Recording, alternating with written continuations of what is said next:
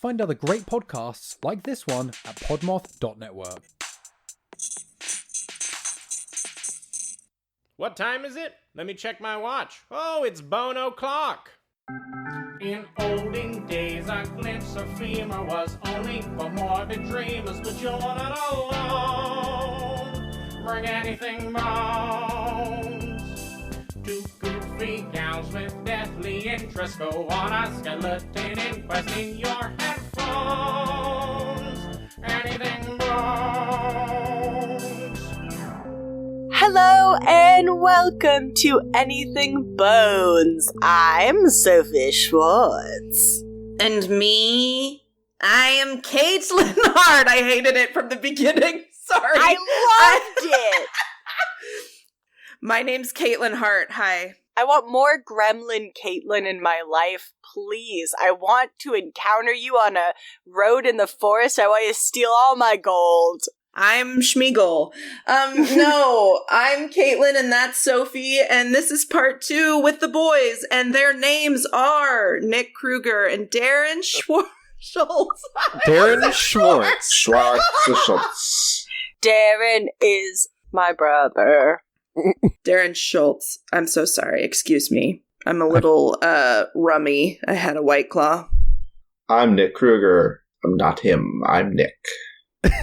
That's how you know the difference between us, is I am Darrin and Nick is not Darrin. I'm not Darrin. Y'all, since it's 2022, in the time that the listener is listening, I wanted to ask you about some predictions for this next year. You know, any big bones that you think we're gonna find? Ooh. Oh, well, I mean, for me, I think 2021 is finally going to be the year that we finally find the bones of Bela Lugosi. Oh. They've been lost to time for so long, the famous vampire man himself of Universal monster fame, and I think we're finally going to find him. We're going to track those babies down. Well, how can we find his bones if he's a vampire? He's common misconception, Sophie. He maybe appeared on the silver screen as a vampire, but actually, in true fact, he was just a strange little man. He was not vampire? No. He was regular dude. Yeah. Oh, Vlad's gonna be so disappointed. And here's the thing: at his funeral, they just plumb lost those bones. Is that true? No, this is I have no idea. Okay, I was gonna be like, Nick, you can't just drop that on us. I don't know where they are. Maybe we'll find them this year. Okay, maybe we will. Darrin, what do you think? I think 2022 is the year the bloody Democrats grow a bloody spine. Am I right? Got him! Got him! Wow. Darrin! That was not even the question that was asked. Got him, I guess. That's bone news. They're going to grow a spine. They're going to find a spine in the ground and grow it on themselves? Anything bones is no place for such a flimsy excuse for a connection to bones. There needs to be real bones or nothing else. I think that we're gonna do some more digging in... What are we gonna dig? You know what? Here, I'm gonna connect back to the last episode, and I think we're gonna get a clone of a woolly mammoth in 2022. Ooh, that'd be cool. Big life bone. Big life bone. Live bones don't get enough airing here on the podcast. Well, here's the thing. It's not going to be a true woolly mammoth. I think they're going to do what they've done with chickens and like do some gene manipulation to just make an elephant that is born hairy. Okay. So like a woolly mammoth only in technicality. Yeah, like they've managed to manipulate genes in chickens to make them born with teeth. Oh, I'm looking forward to the warm pachyderm in 2022. Cozy. I'm just going to say, I mean, this person's bones... What? Cozy elephant. I'm sorry, I cut you off. I couldn't hear you very well. I can say it again. Do we need that clean? Yes. Does it drop in later? Yeah, please. Okay, just everyone just start. Cozy elephant. Can I get another take? Can I get another read? Can I get like a surprise? Yeah, thank you for the direction. Cozy elephant. Yeah. Now one's appeared in your bed. Ah, a cozy elephant. And now, happier and with your mouth open. A cozy elephant. That was excellent. Perfect. I think that's cut print. We got it. We got it. What are your boneses, ladies? Well, okay, so this person's bones have been found, but I'm really, I'm putting it out there into the universe that 2022 is when they find out who killed JonBenet Ramsey. Ooh. That's a heavy hitter. I would love it to be solved for sure. Yeah, well, from your lips to, some solid ass fucking evidence. From your lips to her bones. Cut that out. JonBenet Ramsey. Well, that would be truly incredible, and, I would love for that to happen. My bone pick for 2022 would probably be the tomb of Alexander the Great. I feel like we can find it. I feel like we have found there's been a lot of digging in Egypt and other various parts of the ancient world where we have unearthed some crazy ass shit recently. There was the 59 sarcophaguses at the bottom of a well. And, the ancient world is always out there and under everything else. And if we dig enough, and if we really, really, really, really want it, we can find it. So that's my bone hope, my bone wish for the new year. Yeah. Bone wishes. Everybody, close your eyes. If you're driving, don't do that. And just think of your bone wish and then blow it away. Hashtag bone wish. Put that stuff on social media. Hashtag bone wish on Instagram. It's not sexual. It's not sexual. Hashtag bone wish. I don't want to be seeing pictures of Tom Hiddleston under hashtag bone wish. Hashtag bone wish. Hashtag not sexual. And bone wish is different than bone witch. Yes, although commingled should be those posts. There's a lot of overlap there. Yeah, that's a Venn diagram I am the center of. That's a circle. That's just a circle. Yeah, bitch, that's a circle. Well, circling back around to bone stories. What a transition. Thank you, Nick. Bravo! Bravo! How many transition points do I get? Oh, that's a 5-point transition right there. Oh, Count it. Rare. We should continue on our secret underground if you go under the cellar and put the key inside the dragon's mouth and then crawl through the wet cave Bone-anza. Cave Bone-anza. That is to say, we're doing multiple stories, and it looks like Nicholas Kruger's up to the bone bat.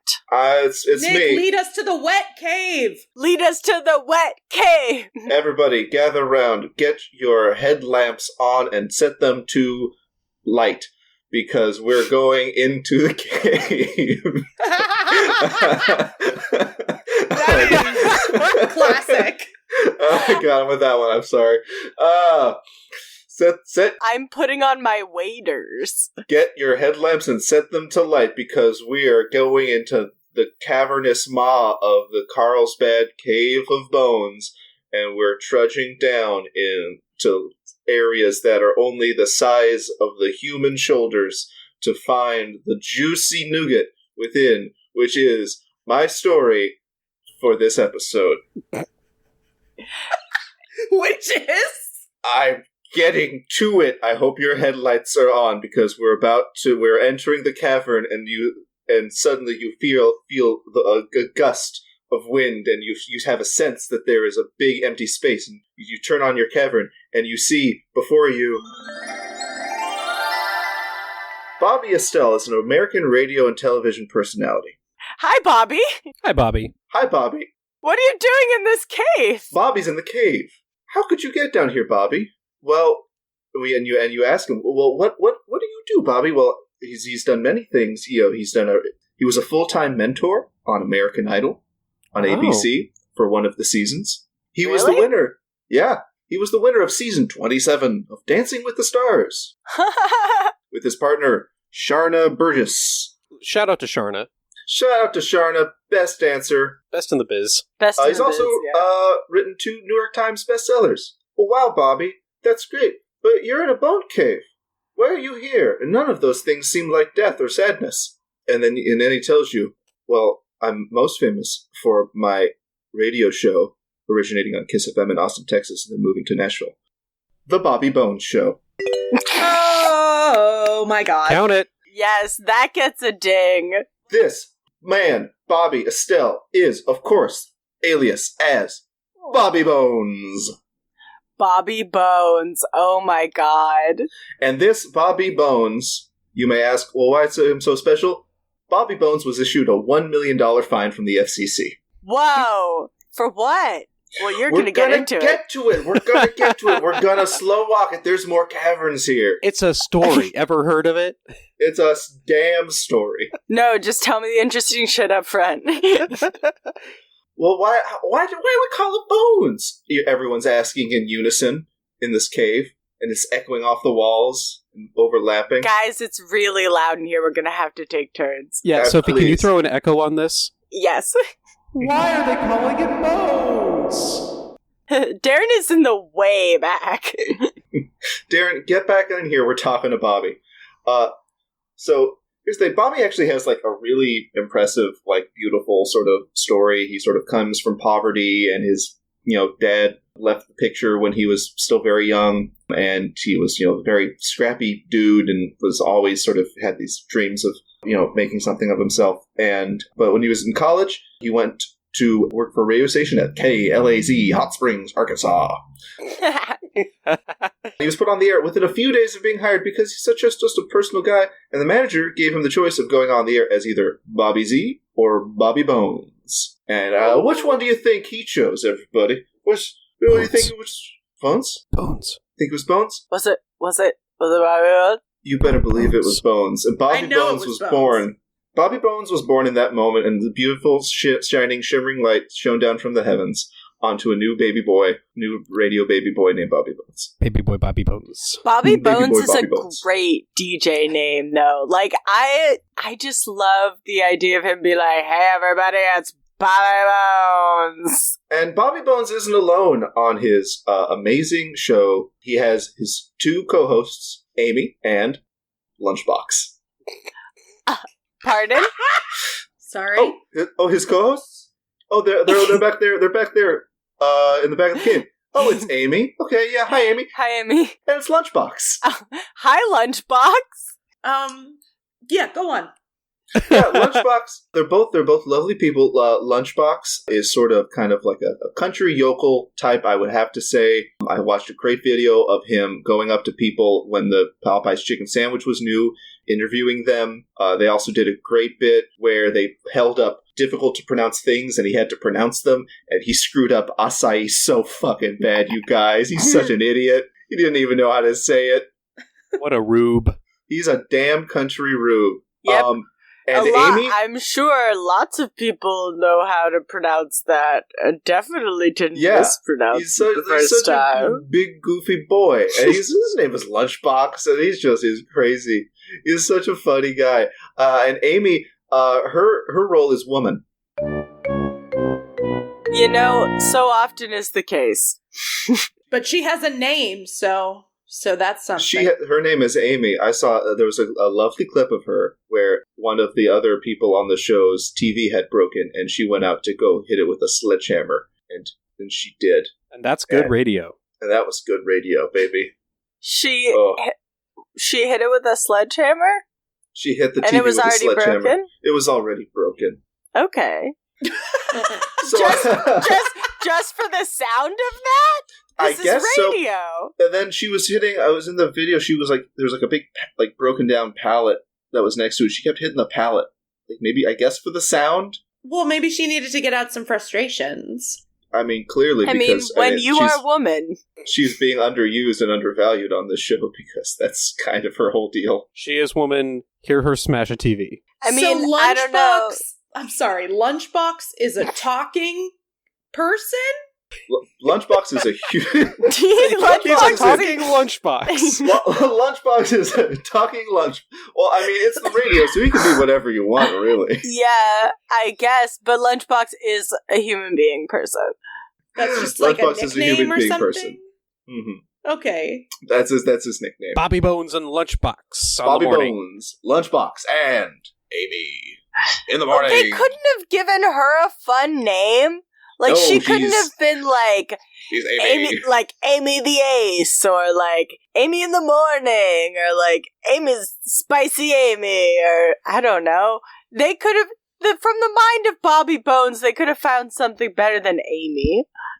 I wish Amy the best out there. If she's listening, and God, I hope you're not. I hope you're doing just the best. And you're dealing with that Bobby Bones and the Lunchbox as well as you can. Crew. The Lunchbox crew. Bobby Bones and the Lunchbox 5.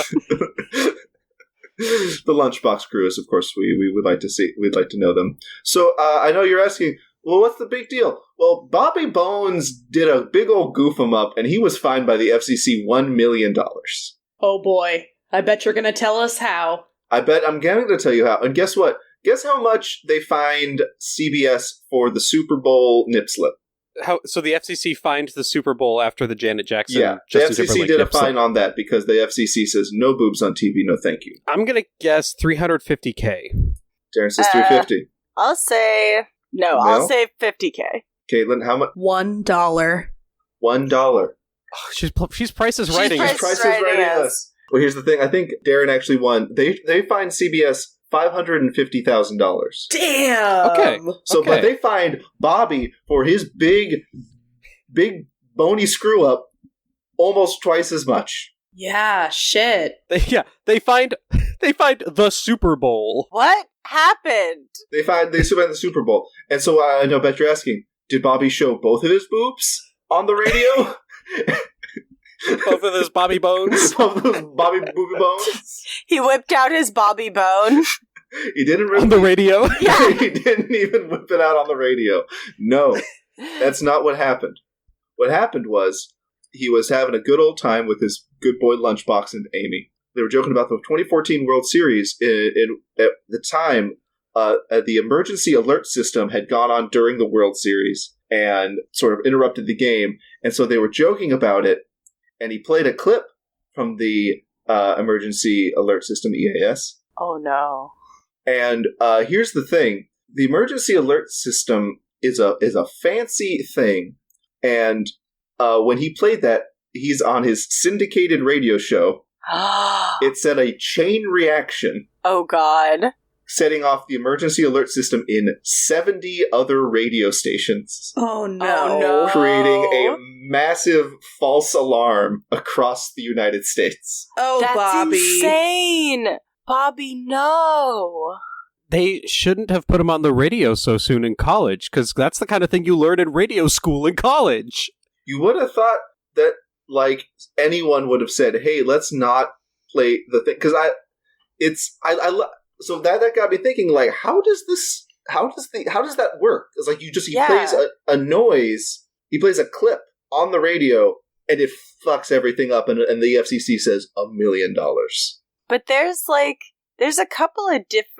bunch of these different kind of emergency alert systems like around the world. Like we talked about one for when the Queen dies. London Bridge has fallen. Yeah, exactly. And you're right, like there should be a bunch of steps maybe, like between that. So I did a little bit of research on like how the emergency broadcast system works, because how did Mr. Bones screw it up so bad? Yeah, how did he crack the code? Bobby Bones cracked the code and scared 1 billion people. I want to get off Mr. Bones' wild ride. Can't do it. Oh. Yeah. How much of a pants-shitting moment is that if you just tuned in? Right. So here's the thing. So back in the day, so there's actually this happened back in 1971 when I think it was like somebody at like a main like emergency like alert system accidentally pressed like emergency. But the thing is, like, it went out to all the station managers, and the station manager was like, "What? Emergency?" And they like checked it, and they're like, "Oh, there's no emergency," and so they didn't air it because they didn't have any cooperations. And they were right; those people were right. There wasn't an emergency, but this was actually a failure of the system because it means that people have to say, "Yes, there is emergency" on every link across the chain when there's a real emergency. You want that stuff to go wild right away. Yeah.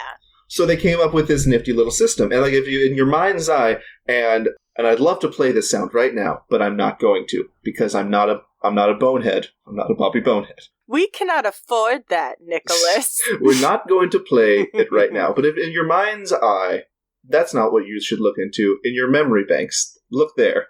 When you're hearing the sound, there's like the bah, bah, bah, and then the little that at the very end is a audio digital code.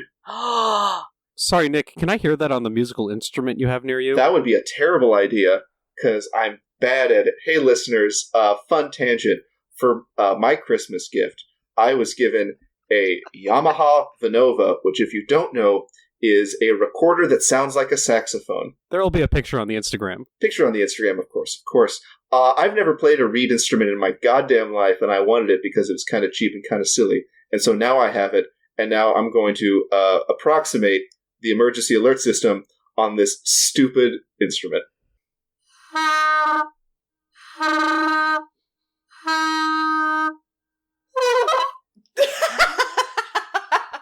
That was pretty good. Amazing. Yeah, I feel like I have a better sense of it now. I'm a virtuoso, thank you for noticing. So that sound goes out, and that is a digital audio code that radio stations have receivers that listen for it. And if they receive that code, then they automatically relay it out and play the message. Wow. So that anyone can go, it's in Texas, and there's a big emergency in Texas. They can put that out, and it spreads like wildfire across the emergency management system. So this is used in the radio. Is it separate for the TV? Because I feel like I've seen that come across like the news before. Yeah, I think it's the same tone. I imagine like maybe there's a different thing for the TV, but I mean, I think the tone is the same, and that sort of digital signal, like as if it's broadcast to another station, that picks it up, and then that sort of similar idea. Yeah, they call them zombie alerts because they're not really alerts, which is kind of funny. Because they're kind of these like latent codes, kind of. Yeah, well, because they're like there's no actual emergency behind it, but it's just this sort of like husk of an emergency code that sort of gets out there and freaks people out. Yeah, so he went and he did a big goof 'em up, and he caused a lot of people to be very scared. And here's the thing: the FCC doesn't take kindly to people messing around with the emergency alert system. Yeah, I mean, we have it for a reason. It's actually the interesting thing is he's not the only person who has done this. There's been a few other cases where it's happened where. In the trailer to, I think it was Olympus Has Fallen, they do a fake emergency management system, and that went haywire and screwed a bunch of stuff up. Oh my god.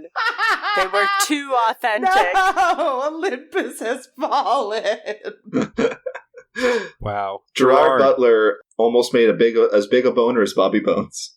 Oh my god. Of course, my sources were comlawcenter.com and Wikipedia. Yeah, just next time you are hosting a syndicated radio program and deciding to make fun of an emergency system, use a stupid wind instrument and don't play the clip exactly as it was played. Yeah, that's fascinating. Wow. I've never really thought about what those little beep boops meant. Wow. I always, whenever I heard them, I was always in the back of my mind like, why does it sound like that? And who knew that when I was looking for a topic for this and searching who has bones in their name, that I would come across the reasoning for why those little beeps and bloops happen in scary moments. I just gotta say, I live with Nick, right? We share a television that hopefully will not get smashed by a woman with a sledgehammer. So I mean, I am the woman in my comedy group, so this your is TV true. better fucking watch its back. But you have a personality, though. That's true. you're more than just woman. That's true. But this is the exact kind of thing that I would expect to show up on Nick's like suggested for you YouTube page. Oh yeah, this is very Nick, but I love that. You guys, you can only imagine the kind of bullshit that YouTube has decided to show me on a daily basis. Some of the most boring minutia of everyday life, and it is so fascinating. You have no idea. You wish you could have the YouTube algorithm that I have. You wish. Yeah, perhaps I would sleep better. Mine's all about serial killers. Like, this girl was kidnapped from a Walmart. Like, 7 tips not to be kidnapped in a Walmart. And I'm like, what? And, my YouTube, I'm just going to bring it up here. Why is the Cessna 172 so popular? That's a 10-minute video that I'll be watching later. That sounds boring as fuck. Never play that for me. The most powerful tools that are on another level. 4.3 million views. Thank you very much. Oh my god, well, at least you're not alone. Yes. I mean, you and the 11,000 virgins. Yeah, me. Got him! Oh, I'm so sorry. that's my story. Thanks, everybody. I'll be crying in a corner. That's great. Amazing. Fantastic. Oh. Wow. Thank you, and thank you, Bobby Bones, for your big goof. Thank you, Bobby. Truly inspiring story. Nothing against you, but boy, you messed it up big time there, buddy. Darrin, does your time as a radio host have any bearing on this story? Like, You mean those 3 years that I had my own weekly radio show in Cordova, Alaska called Friday Night Live? Oh my god. From the ages of about 10 to 13 Did or 14. you have a radio name? No, I was just... You know what? I did actually. It was... I think I called myself, and this is gonna make... I'm just gonna say it. DJ French Toast. DJ French Toast! Yeah! That's very good. DJ I have not French thought about Toast. that, but that is... I am almost certain I introduced myself as that at least once. DJ French Toast. DJ French Toast. DJ French Toast in the morning, Cordova, Alaska. Fish. Well, what's funny, so there are 2 radio stations in this town run by the same guy out of his house. And the one I was broadcasting on was KCDV, which CDV is Cordova for short. The other one was the AM station called KLAM, The Clam. The Clam!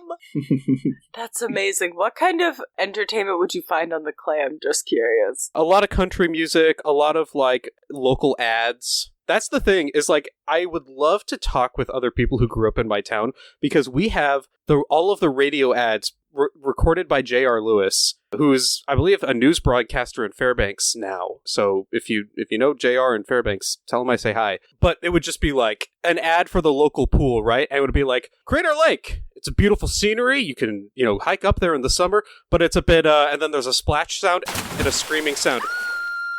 Chilly.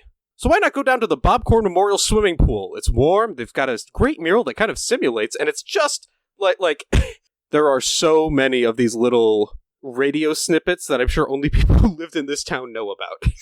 Yeah, that's when I wrote a very niche sketch about a used car dealership called the Dorito Brothers. The Dorito Brothers. And how they had a commercial about how they were stuck in a time warp, and one time the TV station messed up and just cut it off there. So it just said the Dorito Brothers are stuck in a time warp, and then it stopped, and it felt like a cry for help from the Dorito Brothers to the public. And I think about it sometimes, whether they're still stuck there. Oh, those poor brothers. Will they ever sell their cars? those poor brothers. Not if they don't get out of that fucking time warp. But I think we're gonna have to go into a time warp for just 1 second while this ad plays. Perfect. Memento Mori, an object serving as a warning or reminder of death. Death is inevitable, but how it happens can be tragically unfair. It can be dark, cruel, hateful, or just plain bizarre. I'm Megan, and I'll be your guide through these stories of chaos and devastation. Come listen as we dive into all types of true crime cases and learn about the evil that lurks among us, as well as the victims that deserved none of it. Join me every Monday for a missing person minisode, and every Thursday for a regular episode.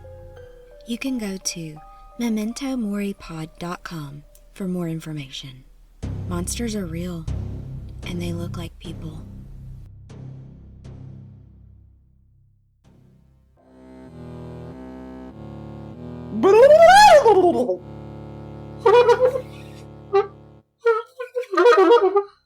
fuck, my foot is still kind of stuck in the time warp. Wait, Nick.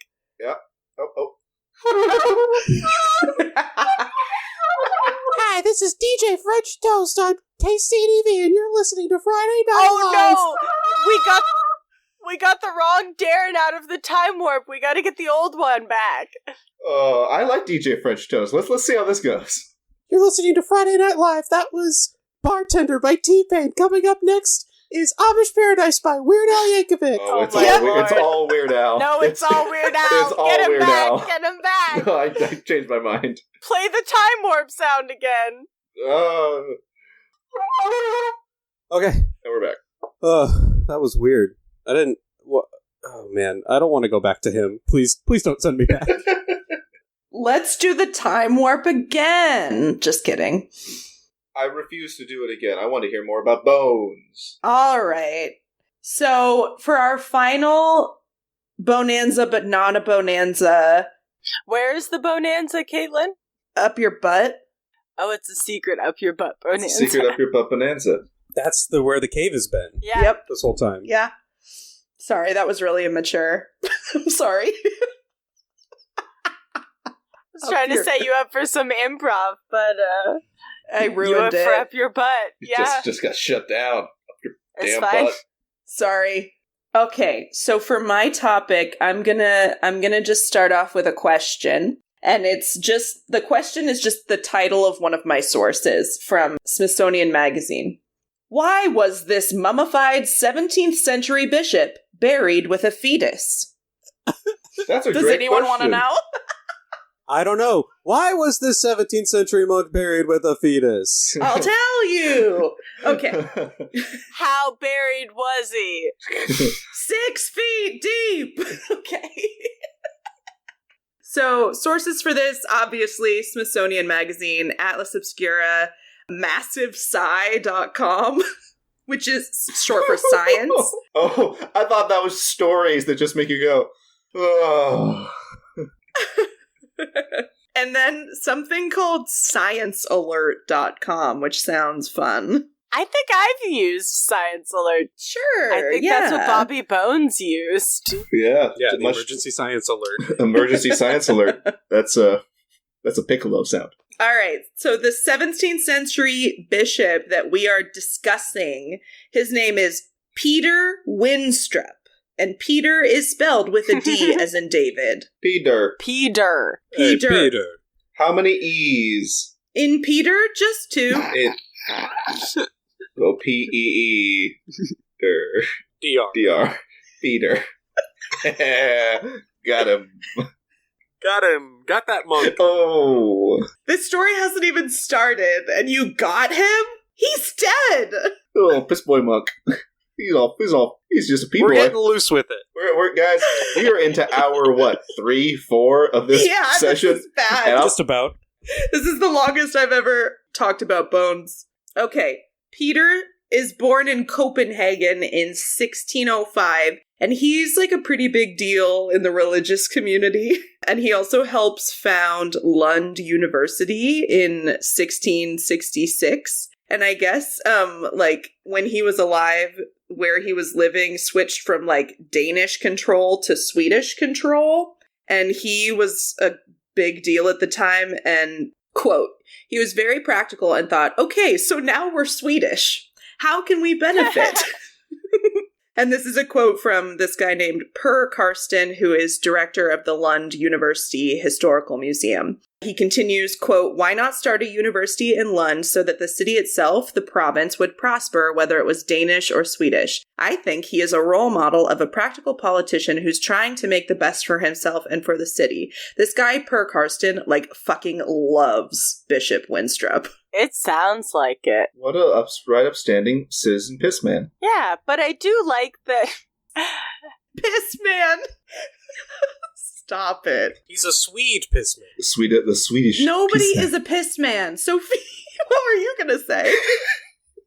Well, I was gonna say what I like the best about Piss Man is that he doesn't, he doesn't care what his nationality is. He just cares about, like, the people and, like, education. And he's like, well, I don't really give a shit if we're Swedish or not Swedish or Swiss? But he does give a pee. Swedish. He gives a piss. Swedish. Maybe doesn't give a shit. Very positive attitude to have about his situation. It's a lovely man. Yeah. You can tell he's a big deal. Yeah, so he died in 1679. As they all do. What did you Rip think? to a real one. What did you think from the title of my story? Come on. I just it happened so sudden. I was just getting to know the P-Man. I guess I was hoping he would know the fetus. Stop talking. So he dies in 1679, and he is like kind of mummified. We're going to talk about that in a sec. And he's put to rest in a vault in the Lund Cathedral. So fast forward to like 2012, or some sources said 2015. So I don't know. You take your pick. Around that time, Lund Cathedral is like, you know what? We need to move Winstrup's remains. I'm not sure why they do this. Maybe there was some construction going on, but they're like, let's get this guy somewhere else. Winstrup is such a great name. Like, it conjures like, oh, hello, I'm Winstrup. I am Bishop Winstrup. I don't care for Swedish. Fucking try me. So that guy, the scientist that I mentioned from earlier, Per Karsten, he was one of the scientists that was able alive? to... I think so, yeah. This happened in 2012 or 2015, so yeah. Oh, I assume that Per was a contemporary of the Piss Boy. Sorry, no. This is Per Karsten, director of the Lund University Historical Museum. Okay. So I guess he's not so he's the one that was like, he was quoted talking about Peter and what a great guy he was, fucking blah, blah, blah, kiss his ass. He's real kiss ass to this dead guy. Kiss my piss. Sorry. Okay. So editing this is going to be a real ride. They get into the coffin and they do some CT scans and some x-rays. And they find out that he was mummified in kind of a weird way that I've never heard of before. So they laid him to rest on a bed of lemon balm, something called hyssop, Hyssop, juniper, and other plants, which may have helped ward off like decomposition. And then they think his body was mummified naturally from being kept in a cold and ventilated air environment before he was put in the vault. So this is a pretty what a nice bed of herbs they laid him to rest on. It probably smelled really bad by the time they opened it back up. Oof. Yeah. Maybe it lost its minty freshness. Yeah, I think it served its purpose in 1680, but it maybe didn't work until 2012. I've looked up here. Hyssop is a plant used in purificatory sprinkling rites by ancient Hebrews. So it's on brand. It's on piss brand. Cool. Sprinkling. Yeah, it's sprinkling rights. Sprinkling rights. Very on piss brand. Hyssop. So by studying the Pissman's remains, and by Pissman I mean the Bishop Winstrup of Sweden/Denmark, Peter, they find out how his final years went because he was preserved so well. So they believe that he had, they know he had tuberculosis, gallstones, heart disease, and severe tooth loss, which sounds bad. And they think that he died from pneumonia when he did die in 1679. And I'm also reading here that his kidneys were almost as good as if he were still alive. Wow. What, they were full of piss? He was, because he is the yeah, I guess so. Yeah, I guess that makes sense. Oh my god. Stop. With the piss. It is my favorite word, but for some reason it's making me so irritated right now. Stop. I wasn't gonna say it. So the shit that was in Winstrup's coffin was really cool for scientists because it gave them this insight into 17th century diets and illnesses. They actually, using a piece of his lungs, they figured out that tuberculosis is no older than 6,000 years old. Whoa. which I guess they hadn't quite known before or hadn't get. I don't know. Just interesting. They found some insects that were common in Sweden in the 17th century, but are really rare now. There were 50 invertebrates present in the coffin, and this is the worst part, including Sweden's oldest bedbug. Oh. Ooh. Oh. Sorry, Itchy Peter. to the end. But let's get Ouchie. to the real crazy thing that he was buried with that I told you about at the beginning. There was a 5 to 6 month old fetus between his legs, like beneath his vestment. Oh! Yeah, like hidden, I guess. Oh! Weird. Yeah. Ooh. So at some point before he was interred in like around January 1680, somebody probably hid the fetus in there. So for a long time, researchers were like, the stillborn child probably was like belonged to a servant, or they even thought like maybe the undertaker had something to do with it. But there's been a little bit of DNA analysis, and it turns out that the fetus is most likely the bishop's own grandson. Whoa. Wow. Right? That's such a twist. So, according to Maja, M-A-J-A, Kurzwinska, she's Swedish. She's a biologist at Stockholm Center for Paleogenetics. I'm sure she's lovely. What? I'm sure she's lovely. Yeah, I bet she is. I love the Swedes. I think I'm pretty Swedish. That doesn't matter. So she is looking into like a lot of different shared adult-child graves, I guess, in Sweden and Scandinavia during medieval times. This was like a common thing. Huh. They find a lot of adults buried with children. And she said, quote, "I'm looking to see what the relation between the grown-ups and the children is. No one has ever looked at that because only now do we have the tools." So I guess this is a common practice. Why are you laughing? Because I think Nick and I just thought of the exact same joke at the exact same time. 3, which 2, 1. 1. Buried with children. The hit like sitcom the old TV sitcom show. with Ed O'Neill, Buried with Children. That's nice. It was worth interrupting, right? Yeah, your group mind is really cute, boys. Can we talk? We did a whole riff about Gilligan's Island on the last one. Can we talk more about decades old TV shows that no one cares about? Why? We're going to talk about Cheers, Why Friends. do we have such a specific memory of these old TV shows? If I had to guess, probably cable TV. Yeah, sure. I don't think I've ever seen an episode of Married with Children. I've seen a lot. Anyway, Buried with Children, Caitlin? Wow, that's awful. Fetus and everything. I'm done. Sorry, you guys. Okay. So, we know most likely that the fetus is Winstrup's grandson, but they're not 100% sure because they thought that Winstrup's son was childless. But they do think that most likely he is the father of the fetus. His name is also Peter. Apparently it's Peter Peterson Winstrup. That's our bishop's son, who probably fathered the fetus. Got it? A double pissman. So Peter Peterson has like a shit reputation. Apparently he studied fortification rather than theology, and that just like never sat right with the family. Whatever, do what you want, my guy.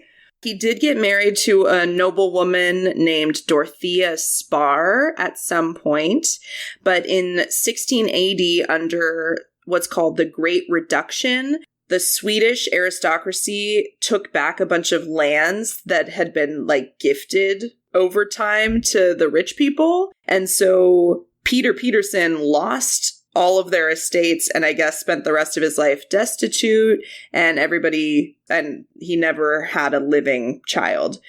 So now the theory is that this fetus is just, maybe somebody put the fetus in there as, quote, a symbolic act, like to have the last male heir interred with his grandpa. So the most likely guess is that it was a family member that put the fetus in there because they would have had the most access to it. But, I'm not going to speculate. Yeah. Actually, I am. It was probably a family member. Yeah, thank you. Oh, and this is just like a sad little sentiment. Quote, it's possible someone wanted to ensure that the child who'd missed out on experiencing life was at least with family in death. So I just thought that was sad. That's nice. Yeah, and this just reminds me a lot of the people found buried inside the walls of the Tower of London. You remember that story? Oh, yeah. Mm-hmm. Mm-hmm. Or the people who were buried in the walls of, like, I think a church. We've had a couple of these, like, burials where it's, like, people in holy places as well. Like, so I think... The dolphin. Yeah, exactly. The porpoise. The holy porpoise. Yeah. So I think it also, if they were also religious, they would want to put this child, like, in the best position, like, religiously as well. Yeah. With a bishop, like, you're pretty set on going to heaven, right? They weren't sure this baby was going to go to heaven, so they snuck him in under Peter's robes. Well, that's the thing, though. It wasn't baptized. Yeah. He wasn't baptized, so, yeah. So that could have been a genuine concern. Yeah. So they put the bishop's remains back in a new metal coffin, and that's because they want to preserve him for future scientists, which I think is right on. And they want to make sure that nobody sneaks any more fetuses in there. Well, they did put the fetus back in there with him because but you can't they have just any were more like, where else are we going to put him? Where else are we going to put this fetus? I mean, but you got to lock that thing down tight in case people start... Yeah. Or else a line's going to form. Karsten, our guy from earlier, says... apparently he said this with a smile. Quote, they belong together. Aww. Oh. And that's the story of the bishop with the fetus. Wow, I almost feel bad about calling him Piss Boy the whole time. Almost. Yeah, don't you piss boy? Almost. Yeah, now who's the piss boy? You shitty piss boy, you. See, now to me, Piss Boy is like a sign of a holy man. Yeah. A holy piss boy. Okay. So yeah, I'm calling Nick God when I call him like a piss boy.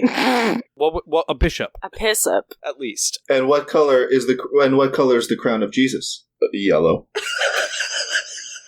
Got him. This is absolutely Buck Wild, boys. Can I express a thought I had that made me laugh? Yes. Okay. After the comment that the fetus was snuck in under his robes to get into heaven, I had an idea of two very mischievous little boys. Oh my god. Who happened to die in some sort of tragic, like bubonic plague or whatever. And so they get buried together in a trench coat so they can sneak into heaven as an adult. Oh, write it. That's a screenplay right there. I love it. That's so funny. Yeah. Write that There's down. Something about two kids in a trench coat trying to get through the St. Peter Gate or whatever. Yeah. Also, just for posterity, I looked up fortification. It's like nutrition. Nutrition? Studying nutrition. Okay, I thought it was like military. Yeah. No, I thought it was like military fortification. I think it could be either. I mean, because that's... How is that in the same category? I mean, I guess the word means the same. I think it's military. It could be military, or it could be food. I don't know. I Googled, it doesn't matter. It's hard to say. I feel like words back in the 1600s meant different things, and it really could be either. Teach the controversy. Well, I'm pretty sure it was military from what I read. Okay. Well, that was... What? Yeah? What? What a disgrace for him to go into teaching military. Peter Peterson. Yeah, like that's so shitty when he should have been into theology. He should have been busy being on God. Making kids. Yeah. He was married to a noblewoman, you'd think. I mean, she lost her title, I guess, but... Or her land? Yeah, I didn't know that about Swedish history, that there was this great reduction in 1680. I guess I don't know anything about Sweden, really, other than... You'd think if Peter Peterson studied nutrition, he'd know something about a great reduction. Got him. Ooh. That's a diet joke, I guess? Girls, we gotta tie this thing up, otherwise we're gonna be here all night. Well, I super enjoyed that story. I think it's always interesting when we find odd burial practices to try to think about, now that we have the DNA, we have one more piece of the story so we can see a little bit more into, like, the reasoning of people, hundreds of years ago. Because I always think that's so interesting, is that, like, sometimes, you look at things ancient people did or people long ago and you go, oh, that makes sense. And sometimes you look at that and go, what were you trying to do here, friend? Yeah. I'm not sure I get it. Katelyn, do you know if they buried the fetus in the same position that they found it in? Unclear. I don't know. I think just they hopefully didn't hide it because there was nothing to hide at this point in the coffin. Yeah. That just, I don't know. Yeah. Anyway, who's got a favorite bone that they want to tell us about?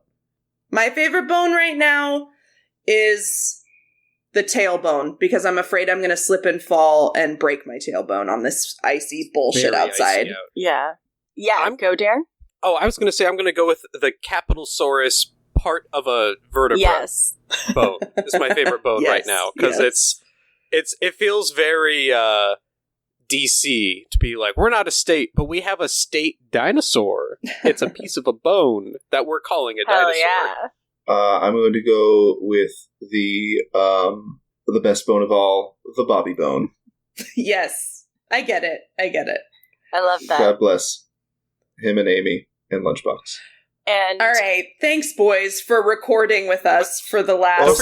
Don't forget Sophie. We need a Don't forget Sophie Oh, phone God, here. I'm sorry. it's okay. My favorite bone is only 11,000 virgin bones. Listen to part 1 for more insight on that. If you didn't listen to part 1, but you listened to this, what's wrong with you? I don't know. Weirdos. Go back. You have to go back. Thank you, boys, for recording with us for 3 hours. Thank you for having us for 3 hours. Thank you for letting us spew bullshit at you for 3 hours. No, this was really fun. I had a this was great time. Yeah. And I feel like we had such a wonderful array of bone stories. We went from fossils and virgins and bishops and radio DJs. The main 4. Perhaps the boniest of all. That's the village people, Yeah, I'm pretty exactly. sure. Well, all pictures from these episodes are up on the Instagram and the website. Also, links to sources for all of these topics. And go check out our store because we have great t-shirts and mugs that can hold any liquid. That's right, any liquid. Yeah. Wow. Think of all the liquids. Think of all the... Bones? I was going to say something else, but it was a word that was going to make you mad. Is it All the piss? isn't the biz? I'll never say. All right, piss boys. 1, 2, 3. Bone voyage. Bitches. All right, we love you. Bye. Bye.